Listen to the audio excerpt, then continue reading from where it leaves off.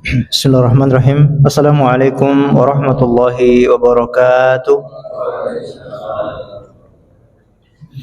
Innal hamdalillah nahmaduhu wa nasta'inuhu wa nastaghfiruh wa natubu ilaihi wa na'udzu billahi min shururi anfusina wa min sayyiati a'malina. May yahdihillahu fala mudhillalah wa may yudlil fala hadiyalah. Wa asyhadu an la ilaha illallah wahdahu la syarikalah wa asyhadu anna Muhammadan abduhu wa rasuluh salawatu rabbihi wa salamuhu alaihi wa ala alihi wa sahbihi ajma'in. Amma ba'd. Kaum muslimin dan muslimat, a'azzani Allah wa iyyakum. Kita bersyukur kepada Allah karena pada kesempatan malam ini kita dipertemukan di dalam rumah yang mulia untuk melanjutkan pembahasan kita. Semoga Allah Subhanahu wa taala memberikan kita ilmu yang bermanfaat. Amin ya rabbal alamin. Salawat dan taslim semoga tetap tercurahkan kepada junjungan kita Nabi Agung Muhammad sallallahu alaihi wasallam dan juga kepada seluruh keluarganya, para sahabatnya dan umatnya yang setia mengikuti tuntunannya sampai hari kiamat. Seperti biasanya kita melanjutkan pembahasan dari kitab Al-Uthul Ats-Tsalatsah, 3 landasan utama mengenal Allah, mengenal agama Islam dan juga mengenal Nabi Muhammad sallallahu alaihi wasallam. Dan kita masuk pada usul ataupun landasan yang ketiga, yaitu mengenal Nabi Muhammad sallallahu alaihi wasallam. Setelah kita mengetahui siapa nama beliau, kemudian beliau berapa lama menetap di kota Mekah, lalu beliau diperintahkan oleh Allah untuk berhijrah ke kota Madinah. Lalu setelahnya Syekh Muhammad bin Abdul Wahhab akan menjelaskan tentang apa hakikat dari berhijrah. Qala al-muallif rahimahullah, wal hijratu al-intiqalu min baladis syirki ila baladil Islam. Yang dinamakan dengan hijrah adalah berpindah dari negeri syirik menuju negeri Islam. Wal hijratu faridatun ala hadhil ummah min baladis syirki ila baladil Islam wa hiya baqiyatun ila an taquma sa'ah. Dan hijrah itu merupakan kewajiban bagi umat ini, yaitu umat Islam, min baladi syirki, yaitu berpindah dari negeri syirik atau negara kafir, ila baladil Islam, menuju negara Islam. Wa hiya baqiyatun ila an taquma sa'ah. Dan ini kewajiban tetap berlangsung sejak diperintahkan kita atau diperintahkan kepada Rasulullah untuk berhijrah dari Mekah ke Madinah. Sejak itu berlangsung ila an taquma sa'ah, berlangsung sampai hari kiamat. Ya, hukumnya adalah wajib berpindah dari negeri kafir, negeri kesyirikan menuju negeri kaum muslimin. Baik, ma'asyiral muslimin dan muslimat yang dimuliakan oleh Allah Subhanahu wa taala, ini yang disebutkan oleh beliau yaitu apa makna hijrah. Dan hijrah ini ada 2 makna. Yang pertama, hijrah yaitu berpindah tempat, ya, hijrah al-makan. Yang kedua, hijrah al-hal, yaitu hijrah berpindah kondisi atau keadaan.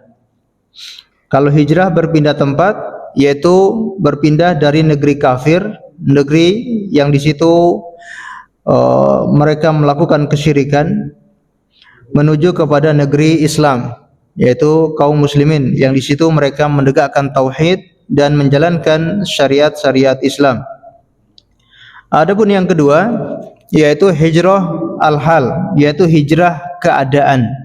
Berhijrah dari keadaan yang buruk menuju keadaan yang baik. Berhijrah dari kemaksiatan menuju kepada ketaatan. Ini juga dinamakan berhijrah. Dan hakikat hijrah adalah dua-duanya. Dia berhijrah secara tempat dan juga dia berhijrah secara keadaan, baru seseorang itu dianggap telah berhijrah. Namun kalau cuma salah satunya saja, maka belum dikatakan orang yang hijrah secara sempurna. Hijrahnya masih setengah-setengah. Kalau misalkan orang hanya berpindah tempat saja, dia berpindah tempat dari negeri kafir ke negeri muslim, tapi di negeri muslim ini dia tetap terus bermaksiat, ya, maka ini juga dinamakan orang yang belum berhijrah atau belum sempurna hijrahnya. sampai betul-betul dia meninggalkan kemaksiatan tersebut. Atau sebaliknya, mungkin ada orang yang sudah bertempat tinggal di negeri muslim, dia bertempat tinggal di negeri kaum muslimin, tapi dia tidak pernah atau dia belum berhenti dari kemaksiatan, maka dia juga masih dituntut untuk terus berhijrah. Jadi bukan berhijrah tempatnya, tapi berhijrah keadaannya. Terus dituntut untuk berubah, terus untuk merubah dirinya menjadi lebih baik. Karena seseorang tidak akan bisa, atau Allah tidak akan pernah bisa merubah nasib seseorang sampai seseorang itu merubah dirinya sendiri. Innallaha la yughayyiru ma biqaumin hatta yughayyiru ma bi anfusihim. Sesungguhnya Allah tidak akan merubah nasib keadaan seseorang sampai seseorang itu merubah nasibnya sendiri. Jadi kita jangan sampai beralasan dengan takdir, ya ini kan takdir saya seperti ini, ditakdirkan untuk berbuat maksiat, ditakdirkan untuk selalu malas beribadah, ya itu bukan takdir, itu pilihan kita sendiri. Kita sudah dikasih akal, dikasih pilihan oleh Allah Subhanahu wa taala. Kita bisa membedakan mana yang baik dan mana yang buruk. Dalam masalah dunia saja kita bisa membedakan ini baik, ini buruk. Bahkan anak yang belum balik saja mereka dinamakan usia tamyiz, usia yang bisa membedakan. Ketika disuruh beli sesuatu, dia sudah bisa membedakan apa yang disuruh tadi. Disuruh beli garam, ya dia bisa membedakan ini garam. Sehingga ketika dia beli garam dikasih gula, dia tidak mau menerima. Ini anak yang sudah usia tamyiz. Walaupun dia belum balik, belum terkena beban syariat agama, tapi dia sudah dikatakan telah bisa membedakan mana yang baik, mana yang buruk. Nah, itu saja sudah bisa membedakan, apalagi orang yang sudah balik, usianya sudah balik, tentu dia lebih bisa membedakan mana yang baik, mana yang buruk. Ini baru urusan dunia, apalagi urusan agama, urusan akhirat, urusan kebahagiaan yang kekal abadi selama-lamanya adalah akhirat. Maka orang tentunya bisa membedakan. Kalau dia beramal soleh, maka dia akan mendapatkan kebahagiaan di akhirat. Kalau dia beramal keburukan, dia melakukan kemungkaran, pelanggaran-pelanggaran syariat, dia tahu akibatnya, kalau nanti akan disiksa di neraka, bahkan di alam kubur itu sudah disiksa.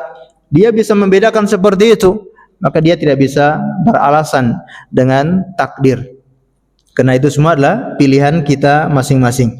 Baik, jadi kita semua dituntut dan diwajibkan untuk berhijrah, baik secara tempat maupun secara keadaan. Kata Nabi sallallahu alaihi wasallam, wal muhajiru hiya man hajara ma nahallahu anhu.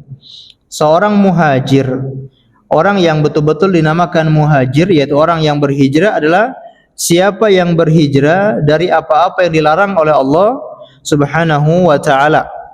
Jadi dia berhijrah dari apa-apa yang dilarang oleh Allah Subhanahu wa taala, baru dikatakan orang yang berhijrah. Jadi ini hakikatnya hijrah secara lahir maupun secara batin. Ya, lahir itu pindah tempat, batin itu adalah meninggalkan larangan-larangan Allah Subhanahu wa taala. Baik. Dan mengenai berpindah tempat, ini hukumnya wajib, ya, berpindah tempat dari negeri kafir ke negeri muslim. Di mana kalau dia tidak bisa menegakkan ibadah, menegakkan syariatnya di negeri tersebut, tidak bisa sholat berjamaah, tidak bisa sholat 5 waktu, selalu diawasi kalau sholat 5 waktu, dan juga tidak bisa sholat Jumat. Ini dia tidak bebas untuk melakukan syariat agamanya, maka dia dituntut dan diwajibkan untuk hijrah. Tidak boleh dia tinggal di tempat seperti itu, ya, sembunyi-sembunyi beribadah, sembunyi-sembunyi sholat Jumat. Tidak diperbolehkan dia bertinggal di tempat tersebut. Dia hukumnya wajib untuk berpindah tempat ke negeri yang dia bebas beribadah, dia bebas menjalankan syariat agamanya. Atau seorang wanita tidak boleh memakai jilbab. Berada di tempat tersebut, wanita harus melepas jilbab. Kalau pakai jilbab akan disiksa misalkan. Maka wajib hukumnya untuk berhijrah, ya. atau sebelumnya mereka telah melobi ataupun memberikan masukan ke pemerintahan untuk membuat aturan agar membebaskan orang-orang muslim untuk mengamalkan syariatnya, maka boleh dia bertempat di situ. Tapi kalau sudah dilakukan usulan, diberikan masukan tapi tidak diterima, maka kondisi seperti ini wajib hukumnya untuk berpindah ke negeri muslim. Dan jangan kita khawatir, jangan kita takut ketika berpindah ke negeri muslim, ya. Inna ardallahi wasi'ah. Kata Allah Subhanahu wa taala, ya ibadiyalladzina amanu inna ardi wasi'atun fa iyaya fa'budun. Ya, wahai hamba-hambaku yang beriman, sesungguhnya tanahku itu luas, bumiku itu luas. Fa iyaya fa'budun. Maka sembahlah aku di bumi mana saja. Kita diperintahkan untuk mencari bumi yang bisa kita beribadah kepada Allah Subhanahu wa taala. Ini yang paling utama. Jadi patokannya bukan bumi di mana saya bisa makan, bumi di mana saya bisa hidup, bukan itu patokannya. Ya, rata-rata orang itu patokannya adalah di mana dia dapat pekerjaan, di mana dia bisa hidup, baru dia bertempat di situ. Padahal kata Allah Subhanahu wa taala patokannya adalah fa iyaya fa'budun. Di mana saja yang bisa engkau beribadah, maka pindahlah di bumi tersebut. Dan jangan kita menganggap bumi itu cuma di tempat kelahiran kita saja. Ya, bumi Allah itu sangat luas. Dan di mana saja kita berada, kita akan mendapatkan karunia-karunia Allah, baik dari langit, dari bumi, dari pekerjaan kita, dari pikiran, dari kecerdasan, dari otak yang Allah berikan kepada kita. Kita bisa untuk hanya sekedar bertahan hidup, untuk bisa cari makan dan untuk bisa menafkahi keluarga kita. Insya Allah rezeki Allah itu sangat luas. Jadi seorang jangan hanya terpaku pada pekerjaannya sehingga dia tidak mau hijrah, ya, gara-gara di situ dia pekerjaannya padahal terancam agamanya. Dia tidak bisa sholat 5 waktu, dia tidak bisa pakai jilbab kalau bagi perempuan. Kalau kondisi seperti ini, apa enaknya kita hidup di tempat seperti itu? Pindah, ya, cari tempat yang lain, hijrah ke bumi Allah yang lain. Termasuk di tempat yang di situ sangat marak sekali kesyirikan.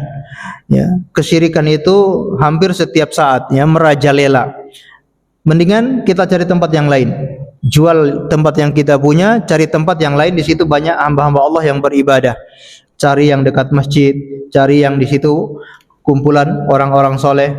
Dan mungkin alhamdulillah sekarang banyak perumahan-perumahan yang ada yang khusus muslim, ada juga yang perumahan-perumahan yang memang di situ kondusif untuk beribadah kepada Allah Subhanahu wa taala. Ini kita pilih tempat-tempat seperti itu. Jadi kita patokannya adalah gimana kita hidup itu bisa beribadah kepada Allah. Di mana kita hidup kalau sulit untuk beribadah, maka jangan tinggal di situ. Samping kanan kirinya tetangga yang semuanya mengajak kepada kemaksiatan.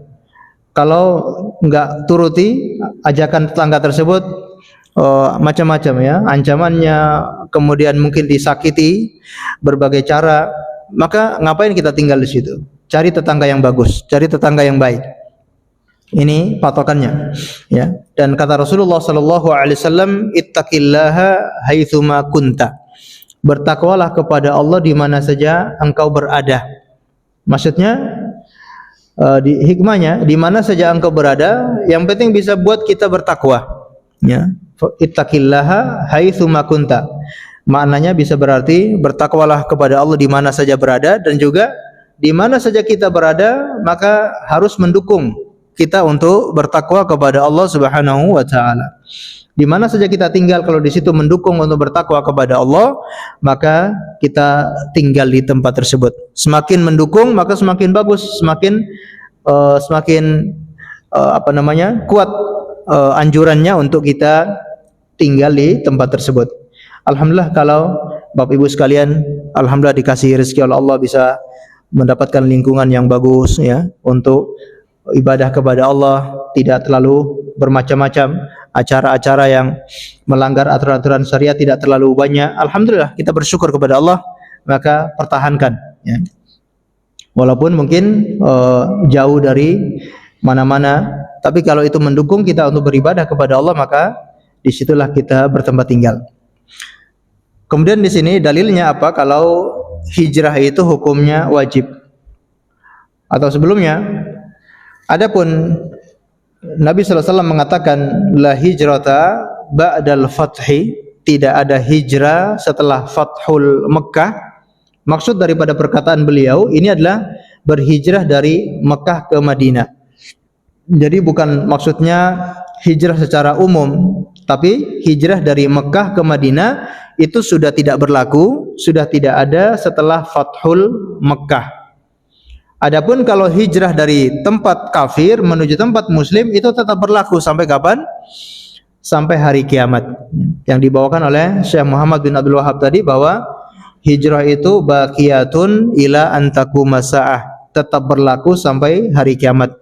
Karena Nabi SAW juga bersabda, seburuk-buruk tempat tinggal adalah bertempat tinggal di tempatnya orang-orang kafir, ya. Ada riwayat yang mengatakan demikian. Adapun hijrah dari Mekah ke Madinah itu sudah tidak berlaku setelah Fathul Mekah, karena Mekah itu sudah menjadi negeri muslim. Kalau sebelum Fathul Mekah, Mekah itu masih dikuasai oleh orang-orang musyrik, orang-orang Quraisy. Tapi setelah Fathul Mekah, orang-orang Quraisy telah memberikan Mekah kepada Rasulullah SAW karena beliau telah menaklukkan, ya, memenangkan peperangan dengan orang-orang Quraisy, dan beliaulah yang menjadi pemimpinnya, sehingga dari situ tidak boleh lagi hijrah ke Madinah. Ya, orang yang di Mekah silakan dia bertempat tinggal di Mekah, ya. Tidak ada lagi anjuran untuk berhijrah dan tidak mendapatkan keutamaan hijrah. Kalau ada yang berhijrah setelah Fathul Mekah dari Mekah ke Madinah, dia tidak mendapatkan keutamaan orang yang berhijrah. Kalau sebelum Fathul Mekah mendapatkan keutamaan orang yang berhijrah, sampai dipuji oleh Allah dalam Al-Quran. Allah telah meridhoi orang-orang muhajirin dan juga orang-orang ansor. Dipuji oleh Allah karena memiliki keutamaan yang besar. Mereka yang hijrah sebelum Fathul Mekah, ya. Ya, seperti para sahabat berhijrah dari Mekah ke Madinah, termasuk setelah Rasulullah SAW hijrah ke Madinah, lalu para sahabat juga ada yang ikut setelahnya sampai Fathul Mekah, ya. Setelah itu baru sudah tidak ada hijrah lagi.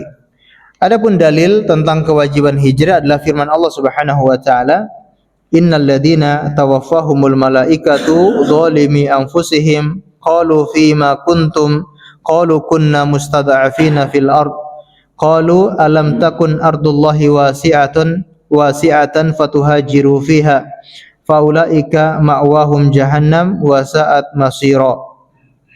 Sesungguhnya orang-orang yang diwafatkan oleh malaikat dalam keadaan menganiaya diri mereka sendiri, kepada mereka malaikat bertanya, dalam keadaan bagaimana engkau ini?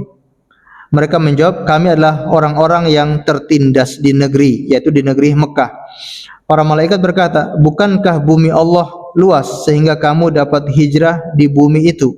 Orang-orang itu tempat kembalinya adalah neraka jahanam, dan neraka jahanam itu seburuk-buruk tempat kembali. Jadi ini adalah ancaman, ya, ancaman yang berat bagi orang-orang yang tidak berhijrah. Dan berhijrah di sini bukan hanya fase antara hijrah dari Mekah ke Madinah, tapi ini berhijrah secara umum. Orang-orang yang tinggal di negeri kafir juga terkena ayat ini. Ketika dia tidak bisa menjalankan agamanya, tidak bisa menjalankan syariat-syariat agama Islam, lalu dia masih bertempat tinggal di situ, maka dia terancam dengan dalil ini, ya, dari firman Allah Subhanahu wa taala ini. Ketika mereka diwafatkan oleh malaikat, yaitu malaikat pencabut nyawa, maka mereka telah mendolimi diri mereka sendiri. Para malaikat bertanya, ya, kenapa kalian tidak berhijrah? Mereka mengatakan, kunna mustada'afina fil ard, kami termasuk orang-orang yang lemah di muka bumi ini. Lalu para malaikat berkata, bukankah bumi Allah itu sangat luas? Kamu bisa berhijrah kemana saja? Dan Allah mengatakan faulaika ma'wahum jahannam wa sa'at masira. Mereka itulah tempat kembalinya neraka jahanam. Gara-gara tidak mau berhijrah, maka diancam dengan neraka jahanam. Dan Allah sebutkan neraka jahanam itu adalah seburuk-buruknya tempat kembali. Lalu di sini ada pengecualian. Kata Allah Subhanahu wa taala, illal mustada'afina minar rijali wan nisa'i wal wildan la yastati'una hilatan wa la yahtaduna sabila ulaika asallahu ay ya'fu anhum wa kana Allahu 'afuwan ghafura. Kecuali orang-orang lemah dari laki-laki maupun perempuan, ya, orang-orang lemah yang tua, yang sakit-sakitan, baik laki-laki maupun perempuan. Wal wildan, anak-anak kecil, la yastati'una hilatan, yang tidak bisa berhijrah. Dia tidak punya uang untuk berhijrah, dia tidak punya kendaraan untuk berhijrah. Wala yahtaduna sabila, dan dia tidak tahu jalan kemana. Ya, dia memang jarang atau bahkan belum pernah keluar dari tempat tinggalnya. Dia disuruh keluar, dia tidak tahu mau pergi kemana. Dia tidak tahu sama sekali jalan untuk menuju kemanapun. Yang dia tahu hanya lingkup di tempat tinggal saja. Dan ada orang-orang seperti itu memang, ya, dari wawasan pengetahuan juga memang kurang, kemudian dari tenaga juga kurang. Lalu dia tumbuh sampai besar di tempat tersebut, dia tidak tahu jalan untuk keluar dari tempat tersebut. Orang seperti ini mereka dapat keringanan. Faulaika asallahu ayya'fu anhum. Ya, mereka itu semoga Allah memaafkan mereka. Wa kana Allahu ghafurur rahima. Dan Allah Subhanahu wa taala Maha Pengampun lagi Maha Maha Pemaaf. Baik, kaum muslimin dan muslimat yang dimuliakan oleh Allah Subhanahu wa taala. Jadi ini ancaman bagi orang-orang yang tidak mau berhijrah padahal mungkin dia punya kemampuan. Dia punya uang untuk bisa beli tiket, untuk bisa hidup sementara di tempat di mana dia berhijrah. Maka dia berhijrah, ya. Walaupun tidak mudah untuk berpindah domisili atau berpindah kewarganegaraan, mungkin tidak mudah, tapi dia bisa tinggal tanpa harus dengan kewarganegaraan. Dia bisa pindah sementara dalam catatan pemerintahan, ya. Dia pakai visa, pakai paspor dan seterusnya, dia bisa pindah dari tempat kafir tersebut. Qala al-Baghawi rahimahullahu taala sababun nuzul hadhil ayat fil muslimin alladziina bi Makkah lam yuhajiru nadahumullahu bismil iman. Imam Al-Baghawi rahimahullah mengatakan sababun nuzul surat yang tadi kita baca yaitu kepada kaum muslimin yang ada di Mekah yang mereka tidak bisa berhijrah. Allah memanggil mereka dengan kalimat iman. Baik, walaupun ini ada perlu ditindaklanjuti, kata Syekh Utsaimin rahimahullahu taala, perkataan Syekh Muhammad bin Abdul Wahhab ini bahwa sababun nuzul ayat yang tadi kita baca itu tentang orang-orang yang ada di Mekah dengan menukilkan perkataan Imam Al-Baghawi. Kata Syekh Utsaimin fihi nadhar, ya. Ini perlu diteliti kembali karena memang tidak dijumpai dalam kitabnya Imam Al-Baghawi menyebutkan sababun nuzulnya adalah tentang kaum muslimin yang ada di Mekah, ya. Baik, ini menunjukkan bahwa ayat yang dibawakan oleh Syekh Muhammad bin Abdul Wahhab tadi itu bersifat umum, tidak hanya penduduk Mekah yang tidak bisa berhijrah saja, tapi kepada siapa saja yang tidak mau berhijrah itu terkena ancaman, dan siapa saja yang mendapatkan udzur karena lemah atau karena tidak tahu jalan, mereka mendapatkan udzur tidak bisa berhijrah dan insyaallah dimaafkan oleh Allah Subhanahu wa taala. Baik, lalu Syekh Utsaimin rahimahullah taala beliau menyebutkan beberapa persyaratan ketika ada orang yang pengen pergi ke negeri kafir. Jadi secara hukum asal tinggal di negeri kafir itu hukumnya haram. Ya, jadi haram hukumnya orang yang tinggal di negeri kafir. Baik. Lalu ada beberapa persyaratan jika ada kaum muslimin yang ingin pergi ke negeri kafir. Baik. Yang pertama, jika dia melakukan bepergian saja, ya. Jadi bukan tujuan menetap. Dia hanya ingin pergi ke negeri kafir. Kata beliau, saya katakan bepergian ke negeri kafir tidak diperbolehkan kecuali telah memenuhi 3 syarat. Pertama, hendaknya seseorang memiliki cukup ilmu yang bisa memelihara dirinya dari syubhat. Dia punya ilmu-ilmu, terutama ilmu akidah atau ilmu prinsip-prinsip agama Islam. Dengan ilmu itu membentengi dirinya dari syubhat. Mungkin ketika dia berkunjung ke negeri kafir, di sana dia mendapatkan informasi dari orang-orang kafir tentang keburukan-keburukan Islam. Jadi sampai sana bertemu dengan orang-orang kafir, dicekoki dengan keburukan-keburukan Islam, ataupun dicekoki dengan keindahan-keindahan agama kafir. Jalan-jalan ke Israel contohnya. Lalu sampai sana dicekoki sama orang-orang Israel. Israel itu bagus, Israel itu sebetulnya begini begitu. Hati-hati ya, kalau dia tidak punya cukup ilmu, hati-hati terkena syubhat ya. Akhirnya begitu kembali ke Indonesia malah membela Israel ya, malah menyalahkan Palestina misalkan. Nah, ini berbahaya. Ini contoh kecil saja. Yang kedua, hendaknya memiliki agama yang kuat untuk menjaga agar tidak terjatuh dalam syahwat. Jadi kalau yang pertama ilmunya cukup, yang kedua agamanya bagus, alias imannya cukup tebal, ya, imannya sudah lumayan, sehingga ketika sampai di negeri orang kafir, dan kita tahu sendiri bahwa negeri kafir tentunya berbeda dengan negeri muslim. Negeri muslim mungkin masih kental dengan agamanya, masih kental dengan adatnya, sehingga cara berpakaian itu mungkin masih terjaga. Adapun di negeri kafir semuanya bebas, makanan yang haram bebas, minuman yang haram bebas. Ya, mau pakai pakaian silakan, nggak pakai pakaian juga monggo gitu ya. Nah, kalau imannya belum cukup ya, yang kadang lihat agak buka sedikit sudah kelepek-kelepek, hati-hati. Nah, ini jangan sering-sering ke negara kafir ya. Itu berbahaya, imannya bisa luntur. Apalagi tidak didampingi sama istri. Nah, itu lebih hati-hati lagi.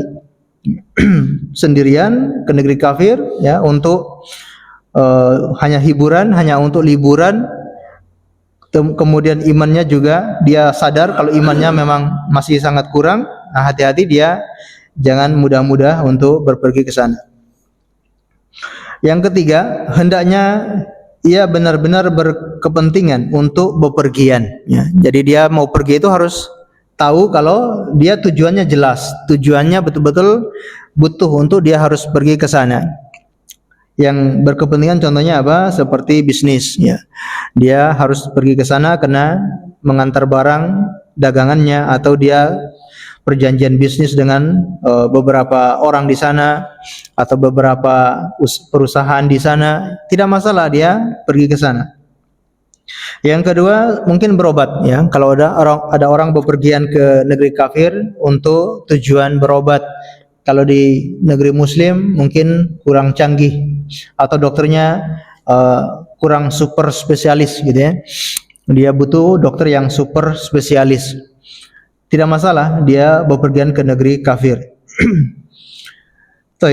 Kemudian yang ketiga, mungkin mengunjungi keluarga. Ya, ada keluarga yang bertempat tinggal di sana, walaupun keluarganya masih kafir. Ya, kita memang diperbolehkan untuk saling mengunjungi, walaupun sama-sama atau walaupun kepada keluarga kita yang masih kafir. Atau untuk urusan politik. Ya. Urusan politik, perjalanan dinas untuk pergi ke sana, studi banding dan seterusnya, maka tidak dipermasalahkan dia untuk pergi ke negeri kafir. Tapi syarat yang kedua tadi sudah terpenuhi ya. Ketika syarat yang kedua tadi sudah terpenuhi, ilmunya cukup, imannya juga lumayan kuat, nah baru syarat yang ketiga ini, yaitu dia bepergian karena ada kepentingan. Baik. Kemudian kata Syekh Utsaimin, bagi yang belum bisa menyempurnakan syarat-syarat di atas, maka ia tidak diperbolehkan pergi ke negeri kafir. Karena hal itu akan menjatuhkan dirinya ke dalam fitnah yang besar dan menyia-nyiakan harta saja. Sebab orang yang mengadakan bepergian biasanya membutuhkan biaya yang tidak sedikit.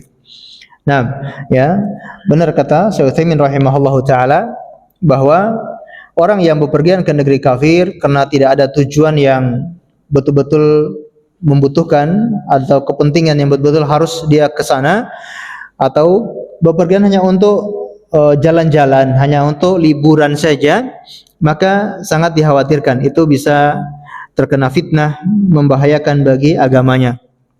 Ya, kita butuh sekali untuk menjaga agama kita. Kita butuh sekali untuk menjaga iman kita. Untuk menguatkan saja kita sulit, apalagi untuk kita untuk menguatkan, untuk meningkatkan keimanan saja sulit, ya. Kenapa kita kok bermudah-mudahan untuk menjatuhkannya? Meninggikan keimanan sulit, kok kita bermudah-mudahan untuk menurunkan keimanan? Dan sudah kita tahu bahwa di situ bisa berakibat menurunkan keimanan, maka jangan coba-coba kita ke sana. Apalagi biasanya kalau untuk jalan-jalan saja tidak sedikit, ya, menghabiskan biaya, membutuhkan biaya yang tidak sedikit. Biaya 30 juta, 40 juta untuk bepergian ke negeri kafir, mendingan dipakai buat umroh, ya, ibadah, ya. Salat di Masjidil Haram, salat di Masjid Nabawi, Masya Allah, satu kali salat berapa? 100 ribu, Masya Allah, 100 ribu pahala satu kali salat, Masya Allah. Kalau kita punya uang, ya, kita rela mengeluarkan uang 50 atau 30 juta untuk bisa sholat di Masjidil Haram, karena satu kali sholatnya sudah mendapatkan pahala 100 ribu. Kalau kita tinggal 1 minggu, kita tinggal mungkin 10 hari di Mekah, atau kita tinggal 6 hari di Mekah, Masya Allah, 5 waktu kita selalu sholat di Masjidil Haram, berapa banyak pahala sholat yang sudah kita dapatkan. Ini baru sholat saja, belum ibadah-ibadah yang lain. Tentunya ketika beribadah di tanah haram, pahalanya lebih besar dari beribadah di tempat yang lain. Belum lagi pahala umroh itu sendiri. Belum lagi ketika berkunjung ke Masjid Nabawi. Salat di Masjid Nabawi seperti 1000 kali salat di masjid yang lain. Masya Allah, ya. Ini kita rela mengeluarkan uang walaupun 30 sampai 50 juta sehingga kita bisa salat di sana. Nah, ini jadi gambaran bagi seorang muslim supaya dia melihat, ya, mana yang lebih bermanfaat untuk akhiratnya. Kalau hanya untuk jalan-jalan ke tempat kafir, ya, malah terpapar fitnah, terpapar bahaya, mendingan dia pergi ke negeri-negeri muslim. Jika ada suatu keperluan seperti berobat, mempelajari ilmu yang tidak ditemukan di negeri asal, maka hal itu diperbolehkan dengan catatan memenuhi syarat yang saya sebutkan di atas. Taib. Adapun masalah rekreasi ke negeri kafir bukanlah suatu kebutuhan, karena ia bisa saja pergi ke negeri Islam yang menjaga syariat Islam. Negeri kita ini alhamdulillah, ya, maksudnya beliau berada di Arab Saudi, mengatakan negeri kita ini alhamdulillah ada beberapa tempat yang cocok dan bagus untuk buat rekreasi ketika masa liburan. Nah, kalau kita berada di Indonesia, alhamdulillah, ya, di beberapa wilayah di negeri kita juga bagus tempat-tempat wisatanya, ya, itu bisa kita gunakan kalau memang butuh untuk hiburan atau liburan bersama keluarga. Tidak harus ke negeri kafir. Tapi kalau di tempat situ dipenuhi oleh orang-orang kafir, ya jangan ke sana juga. Walaupun ada di Indonesia, ya, di tempat situ ternyata dipenuhi atau kebanyakannya orang-orang kafir, ya, orang-orang yang tidak menjaga adat-adat ataupun kebudayaan negeri kita, maka kita juga jangan ke situ, apalagi bisa mengancam keimanan. Kemudian di sini beliau menyebutkan masalah menetap, ya. Adapun kalau ada yang sampai pengen menetap di negeri kafir, bagi yang ingin menetap di negeri tersebut ada 2 syarat utama. Kalau yang pengen menetap di sana, Yang pertama, merasa aman dengan agamanya. Maksudnya, hendaknya ia memiliki ilmu dan iman dan kemauan kuat yang membuatnya tetap teguh dengan agamanya, takut menyimpang dan waspada dari kesesatan. Ia harus menyimpan rasa permusuhan dan kebencian terhadap orang-orang kafir, serta tidak sekali-kali setia dan mencintai mereka. Karena setia dan ikut cinta dengan mereka bertentangan dengan iman. Allah Subhanahu wa taala berfirman, "La tajidu qauman yu'minuna billahi wal yawmil akhir yuwaduna man hadallaha wa rasulahu walau kanu aba'ahum wa abna'ahum wa ikhwanahum wa ashiratahum." Kamu tidak mendapati kaum yang beriman kepada Allah dan hari akhir berkasih sayang dengan orang-orang yang menentang Allah dan Rasul-Nya, sekalipun mereka itu bapak-bapak mereka, anak-anak mereka, saudara-saudara mereka, atau keluarga mereka. Taib. Jadi syarat orang yang pengen tinggal di negeri kafir yang pertama adalah dia harus merasa aman agamanya. Dia secara keilmuan, secara keimanan, insya Allah dia cukup, ya. Artinya dia mampu untuk menahan syubhat, mampu untuk menahan syahwat ketika berada di negeri kafir tersebut. Maka syarat yang pertama sudah terpenuhi. Adapun syarat yang kedua, yaitu ia mampu menegakkan dan menghidupkan syiar agama di tempat tinggalnya tanpa ada penghalang. Ini syarat yang penting. Yang pertama, dia merasa kalau memang dia mampu, ya, imannya cukup, agamanya, ilmunya juga bagus tentang prinsip-prinsip agama. Maka syarat yang kedua, dia mampu menegakkan agamanya. Dia mampu menegakkan syiar-syiar agamanya di negeri tersebut tanpa ada penghalang. Ya, seperti sholat berjamaah, sholat fardu, sholat Jumat, memakai jilbab bagi perempuan, maka dia baru diperbolehkan untuk tinggal di negeri kafir. Baik. Kata Syekh Utsaimin, setelah dua syarat pokok tersebut bisa terpenuhi, maka tinggal di negeri kafir terbagi menjadi dua. Ya. Baik. Jadi ada dua syarat ini secara umum. Kemudian kalau sudah terpenuhi dua syarat ini, maka dibagi menjadi dua orang yang tinggal di sana. Yang pertama, ia tinggal untuk tujuan dakwah dan mengajak orang ke dalam Islam. Ini adalah bagian dari jihad dan hukumnya fardu kifayah. Jadi kalau orang punya ilmu, imannya juga cukup, lalu dia bisa menegakkan syariat Islam di situ, maka orang itu boleh tinggal di situ. Dan orang yang tinggal di sana, mereka terbagi menjadi beberapa macam. Yang pertama, dia tujuannya untuk berdakwah. Tujuannya untuk menegakkan agama Islam sekaligus mengajak orang untuk masuk agama Islam, maka orang ini kategorinya seperti orang yang sedang berjihad di jalan Allah. Jadi hukumnya malah fardu kifayah. Artinya harus ada setiap muslim yang bisa seperti ini. Ya, harus ada orang Islam yang bisa tinggal di negeri kafir. Tapi syaratnya tadi, ilmunya cukup, imannya juga kuat. Kemudian dia bisa menegakkan syiar-syiar Islam di negeri tersebut. Lalu silakan kita mengirimkan kaum muslimin ke negeri kafir, ya. Dan ini hukumnya fardu kifayah. Artinya kewajiban kita semuanya. Kalau sudah ada yang menegakkannya, maka gugurlah kewajiban yang lain. Maka bisa kita mengirimkan orang Islam ke negeri kafir itu untuk berdakwah di sana, karena itu hukumnya seperti orang yang berjihad di jalan Allah Subhanahu wa taala.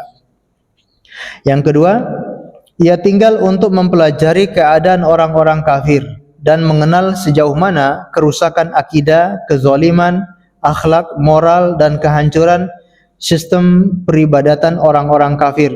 Dengan demikian, ia bisa memperingatkan orang-orang untuk tidak terpengaruh dan tergiur dengan mereka, dan ia bisa menjelaskan kepada orang-orang yang kagum dengan mereka. Ini juga termasuk bagian dari jihad. Jadi ada orang-orang yang diutus untuk mempelajari keadaan orang-orang kafir. Ya, bahasa kita intel gitu ya. Dia diutus sebagai intel untuk memata-matai gimana pergerakan orang kafir, gimana kerusakan mereka, gimana bobroknya agama mereka. Ini tidak masalah dan ini hukumnya sama seperti hukum yang pertama, yaitu hukumnya seperti orang yang berjihad di jalan Allah Subhanahu wa taala. Dan memang harus ada orang yang kita utus untuk memata-matai orang-orang kafir agar kita tahu, ya, supaya orang Islam itu tidak buta-buta sama sekali. Ya, pergerakan orang kafir nggak tahu, ya, kelicikan orang kafir nggak tahu, sejauh mana kerusakannya nggak tahu. Ya, orang Islam harus punya mata-mata seperti itu. Baik. Kemudian yang ketiga, ia tinggal sebagai duta bangsa atau kepentingan diplomasi dengan negara kafir, seperti menjadi pegawai di kedutaan, maka hukumnya tergantung tujuannya. Ya. Ini yang ketiga, dia tinggal di negeri kafir sebagai tugas dari negara, ya, sebagai duta besar dari negaranya. Baik, maka hukumnya adalah boleh, ya. Hukumnya mubah tergantung dari tujuannya. Baik. Nah, jadi kalau negeri muslim ketika mengirimkan duta besar atau mengirimkan duta-duta yang ditugaskan untuk perwakilan negara di negeri kafir, maka syarat yang pertama dan yang kedua itu harus terpenuhi, ya. Syarat yang mau jadi kedutaan itu harus paham ilmu agama, kemudian juga imannya cukup kuat dan juga bisa menegakkan syariat Islam di sana. Ini sebetulnya aturan dalam agama kita, ya. Jadi bukan hanya sekedar bisa tahu budaya orang kafir, tahu bahasa orang kafir tersebut, akhirnya langsung dikirim jadi duta besar. Tapi dalam agama kita ada aturan yang lebih penting, yaitu masalah ilmu agama dan masalah keimanan. Yang keempat, ia tinggal untuk kepentingan pribadi seperti berdagang, berobat, maka diperbolehkan baginya tinggal sebatas keperluan, dan bagi ulama ada yang membolehkan tinggal di negeri kafir untuk tujuan berniaga berdasarkan sebuah athar dari sebagian sahabat. Nah, jadi kalau dia tinggal untuk kepentingan pribadi seperti berobat, seperti berdagang, maka sesuai dengan kepentingannya. Kalau sudah selesai dari kepentingannya, maka hendaknya dia kembali ke negeri asalnya, negeri kaum muslimin. Masya Allah, ya, sampai seperti itu, ya, untuk menjaga iman seseorang. Para ulama itu sangat detail membahas gimana kita tinggal, ya, supaya menjaga keimanan seseorang. Karena sangat berbahaya ketika dia terpengaruh pemikirannya, pulang-pulang sudah jadi ateis misalkan, pulang-pulang sudah benci dengan Islam, pulang-pulang sudah nggak mau sholat. Ini kan membahayakan. Nah, ulama kita itu sangat peduli sekali dengan masyarakat, sampai memberikan batasan, persyaratan-persyaratan agar masyarakat itu imannya betul-betul terjaga, jangan sampai terpengaruh. Dan kita lihat betapa banyak orang yang terpengaruh begitu pulang dari negeri kafir, akhirnya terpengaruh dengan budaya mereka, cara pakaiannya, dan banyak sekali terutama agama makin jauh dari agamanya. Mungkin ke negeri kafir untuk cari kerja dari TKI atau TKW. Pulang-pulang awalnya pakai jilbab, sudah nggak pakai jilbab, ya. Budayanya sudah berubah. Ke sana sholat, pas berangkat masih sholat, pulang-pulang sudah nggak sholat.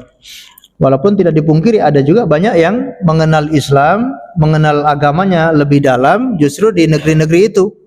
Ya, dia tinggal di negeri kafir, bertemu dengan komunitas kaum muslimin, akhirnya dia semakin kuat imannya, semakin belajar ilmu agama. Tapi kan nggak semua orang bisa seperti itu. Ya, jadi persyaratan ini dibikin secara umum. Ya, artinya karena kebanyakan orang akan terjatuh agamanya, imannya akan terjatuh ketika berada di negeri kafir. Kalau ada yang berhasil, berarti dia keluar dari persyaratan tersebut. Alhamdulillah kalau ada orang yang ternyata dia konsisten dengan agamanya, imannya bahkan semakin bertambah ketika berada di negeri kafir, maka ini pengecualian. Baik, kemudian secara khusus beliau akan menjelaskan tentang orang-orang yang pergi ke negeri kafir untuk belajar, ya. Mahasiswa ataupun para pelajar yang dikirim untuk belajar di negeri kafir, maka di sini ada pembahasan khusus, kita terangkan insyaallah setelah mendengarkan azan. Allahu a'lam bishawab.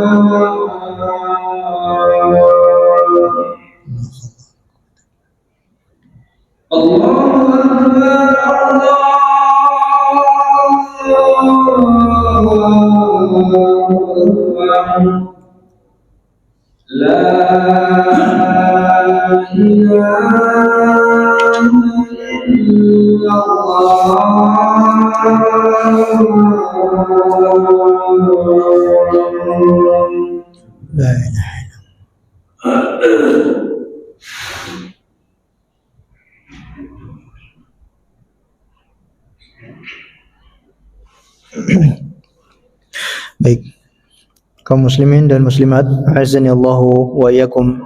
Kita lanjutkan sedikit. Tadi kita sebutkan bahwa secara asal tinggal di negeri kafir hukumnya adalah haram, ya. Dia boleh tinggal kecuali dengan memenuhi persyaratan-persyaratan yang sudah kita sebutkan. Kalau begitu, negara kita, negara Indonesia, negara kafir atau bukan? Nah, kalau ada yang bilang negara kafir, ya dia wajib hijrah, ya. Kalau seandainya ada yang bilang Indonesia negara kafir, nah dia wajib pindah. Nggak tahu pindah kemana, malah bingung. Taib, ya. Ini negara kaum muslimin, ya. Jadi bukan negara Islam tapi negara kaum muslimin. Ya, kita alhamdulillah di negeri kita bisa menegakkan syariat Islam, bisa azan, bisa sholat Jumat, bisa sholat berjamaah, pakai jilbab, pakai cadar bahkan, masya Allah. Alhamdulillah kita bersyukur Allah berikan keamanan bagi negeri kita, dan kita sama-sama doakan agar Allah selalu melindungi dan memberikan petunjuk kepada para pemimpin kita agar selalu mereka berkhidmat ya untuk agama Allah dan juga untuk masyarakat secara umum. Amin ya rabbal alamin.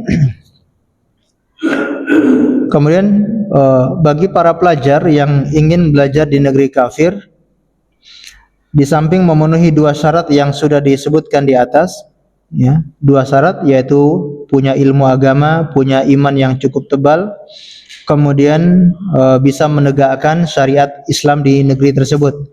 Kalau sudah terpenuhi dua syarat ini, maka ada beberapa persyaratan yang harus dipenuhi oleh para penuntut ilmu di negeri kafir.